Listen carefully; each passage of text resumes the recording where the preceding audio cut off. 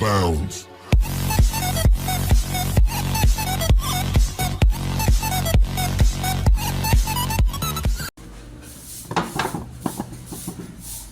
Okay, bali nung pinaandar na yung sasakyan, okay na naikabit na yung yung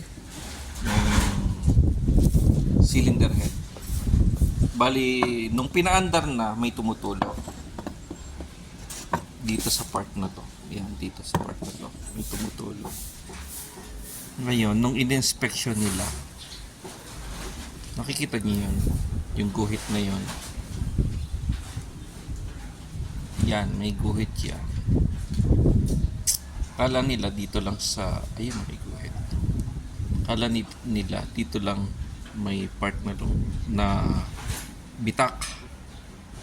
Ayan, naku, kitang-kita yung bitak niya. May hairline crack. Ayan. So, bali dito sa tansa walang mabili.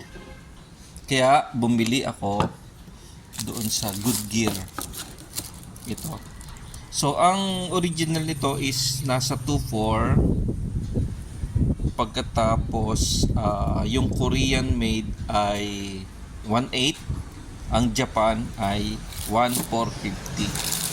So, sinabi ko doon sa kung alin ang recommended nila. So, recommended nila ay Japan. So, meron na rin siyang seal. Ito. Ayan.